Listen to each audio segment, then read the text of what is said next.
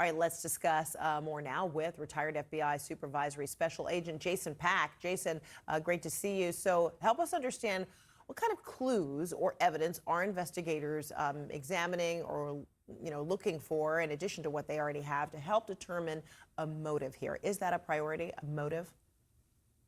Absolutely. Good afternoon, Fred. So the most visible part of this case is now concluded. The FBI and the Utah Department of Public Safety wrapping up that manhunt, that fast-paced moving whodunit portion of the case. But really quietly behind the scenes, there's been this second version of the investigation happening, and that's the forensic and the investigation of the talking to people and finding those clues. So now they know the who, they're trying to figure out the why. And that why can be important because that's going to be the nuts and bolts of putting that case together. So in a couple of days, when we see these formal charges come out, they'll be able to prove these elements in court. So that's why you've seen the search warrant yesterday in Utah at the subject's residence. You're going to see more of that, probably more interviews. A lot of times people focus on the high-tech versions of these, like the social media clues and what's in the laptop or the computers or what online services and places has the suspect been going. But really talking to people, we forget about that sometimes. Just talking to associates, family members, relatives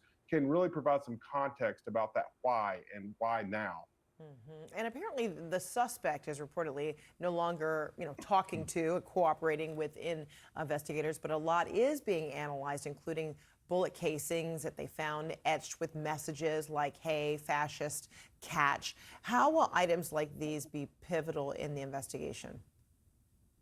Well, even though he may not be talking, they're going to also probably get search warrants for his DNA and for fingerprints and those types of things. So they'll be able to compare what they get from him now against what they found at the clue. So that'll put him there physically, and then any kind of phone data will be able to put him there as well, and maybe track him all the way from where he came up to where he was there and then back. So all these key pieces of forensic evidence will be key in putting that court case together when he goes to trial later on. Okay. And then, this week we saw a lot, even though it was just over 30 hours before they, named a suspect as the, alleged, assassin here.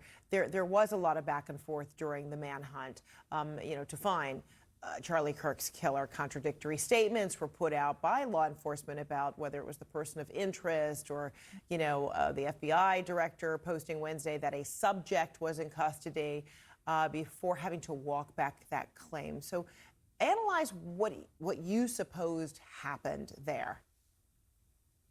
Well, I haven't been a part of that. And even in the Boston Marathon bombings, we saw similar things where there was a report of "we got him" that went out. And what that meant was that they had a photograph of the Boston bomber, a fuzzy photo at that time.